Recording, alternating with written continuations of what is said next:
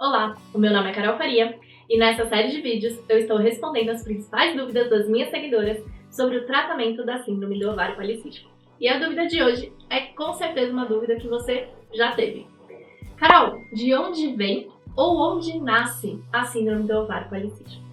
Gente, ao que tudo indica e ao que se tem de conhecimento atualmente, a síndrome do ovário policístico é uma patologia, uma doença de origem genética, ou seja, ela é transmitida de mães para filhas meninas. Só que existe um porém aí que precisa ser muito bem esclarecido. A mulher portadora do gene favorável ao desenvolvimento da síndrome do ovário policístico, ela pode ou não vir a desenvolver a síndrome na sua fase de adolescência ou até na sua fase adulta. E o que vai determinar se uma menina geneticamente favorável a ter SOP vai realmente desenvolver a SOP são fatores ambientais. Que fatores ambientais são esses? Nutri, alimentação, atividade física, exposição a estresse e ansiedade e má qualidade do sono. Então, resumindo, a mulher portadora da SOP transmite essa tendência à sua filha menina e essa menina pode ou não desenvolver a SOP na fase de adolescência ou fase adulta, dependendo dos fatores ambientais aos quais ela é exposta. Isso explica muita coisa. Explica como, por exemplo, duas irmãs podem ser uma portadora da SOP e a outra não. Isso também explica porque algumas meninas são diagnosticadas com a síndrome do ovário policístico logo no início da adolescência e outras mais tardiamente. Nesse caso, a síndrome do ovário policístico, ela estava ali. A mulher já tinha essa tendência a desenvolver, mas ela só efetivamente desenvolveu a síndrome porque já na fase adulta foi exposta a circunstâncias favoráveis, como alimentação, alto consumo de industrializados, alimentos ricos em açúcares e etc. Uma outra coisa que também fica muito claro com essa explicação genética, e epigenética do desenvolvimento da síndrome do ovário policístico é o porquê a SOP se tornou tão prevalente nas últimas décadas. Antigamente, o nível de alimentação, alto consumo de industrializados, açúcares e adoçantes era muito menor do que atualmente, o que provavelmente fazia com que as mulheres não desenvolvessem a SOP na frequência e no volume que a gente vê hoje em dia. Algo que deve ser levado em consideração também é que a síndrome do ovário policístico, além desse fator genético, tem duas outras bases de desenvolvimento, que é a disbiose e a resistência à insulina, também explicadas por má alimentação, manejo de estresse e ansiedade, baixa quantidade de horas de sono ou qualidade ruim de sono aliada a sedentarismo.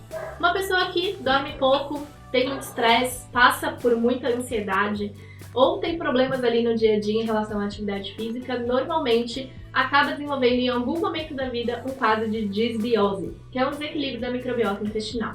Para vocês entenderem, lá no nosso intestino a gente tem dois tipos de bactérias, as gram-positivas e as gram-negativas. Isso não quer dizer que uma seja boa e a outra seja ruim, mas as gram-negativas, em especial, se alimentam da digestão dos carboidratos.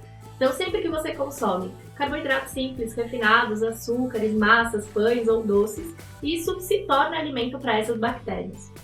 Quando você tem uma alta ingestão desses alimentos, você tem muito alimento para as bactérias gram-negativas, que acabam se multiplicando e ficando em uma maior quantidade em relação às bactérias gram-positivas. Esse é o desequilíbrio da microbiota intestinal que leva à resistência à insulina.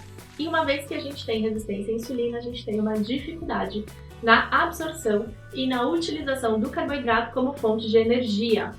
Tá aí o que explica o seu cansaço, a sua fadiga, a sua indisposição e o seu maior apetite por alimentos ricos em carboidratos. Uma vez que o intestino tem uma desbiose, esse aumento das bactérias gram-negativas vai fazer com que você sinta mais necessidade por consumir alimentos ricos em carboidratos refinados, para que você alimente as bactérias que estão ali no intestino. Esse é só um dos fatores que leva a mulher com síndrome do ovário policístico a apresentar também tendência a aumento de peso e de gordura abdominal. Nutri, quais são os sintomas da disbiose?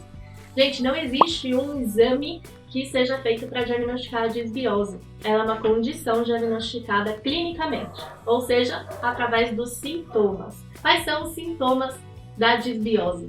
Gases, flatulência, distensão abdominal, uma barriga inchada, um abdômen dolorido. Se você tem esses sintomas, você pode estar sofrendo de disbiose.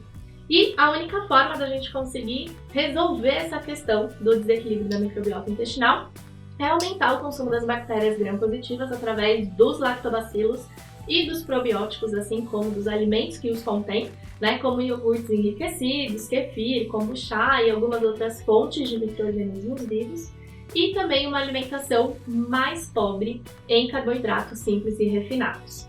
A mulher que tem, então, o gene da síndrome do ovário policístico, quando exposta a fatores ambientais favoráveis, acaba desenvolvendo uma disbiose, que seria esse desequilíbrio da microbiota intestinal, e isso originaria a resistência à insulina.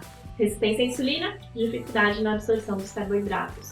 E é uma condição que acomete 94% das portadoras da síndrome do ovário policístico. Se você é portadora da SOP, muito provavelmente você tem resistência à insulina ou em algum momento da vida você pode desenvolver resistência à insulina. E é essa resistência à insulina que explica o hiperandrogenismo da maior parte das mulheres portadoras da SOP, que é o aumento dos hormônios masculinos. Uma vez que você tem resistência à insulina, você tem uma dificuldade para que a insulina faça a captação, a absorção e utilização do carboidrato da forma correta, ou seja, o seu carboidrato, que seria a fonte de energia das suas células, não entra dentro da célula para gerar energia como deveria. E o resultado disso é o aumento da quantidade de insulina na sua corrente sanguínea. Quando a insulina está em maior quantidade no nosso sangue, a gente tem uma maior produção dos hormônios masculinos, dentre os quais a gente destaca então a testosterona, acarretando em sintomas como acne, queda de cabelo e excesso de pelos. A mulher que tem esse hiperandrogenismo, ou seja, esse aumento da produção de hormônios masculinos, também costuma apresentar ciclos menstruais irregulares ou sem ovulação e cistos no ovário, que são os principais critérios diagnósticos da síndrome do ovário policístico. Então vocês podem perceber que uma coisa vai levando a outra, né? Uma mulher que teoricamente nasceria aí destinada a ter síndrome do ovário policístico pode jamais desenvolver todo o quadro se ela não for exposta, por exemplo, a uma má alimentação ou a condições, né, de vida que propiciariam então o desenvolvimento da síndrome. Assim como uma pessoa, por exemplo, que teve uma infância e uma adolescência completamente saudáveis, em algum momento da vida, né, por mudanças de hábitos alimentares, por sedentarismo ou até por alterações em relação a estresse, ansiedade, má qualidade de sono, pode então desenvolver a síndrome. Eu espero que você tenha entendido de onde nasce a síndrome do ovário policístico e como a gente pode fazer então para melhorar esse quadro. A gente se vê no próximo vídeo.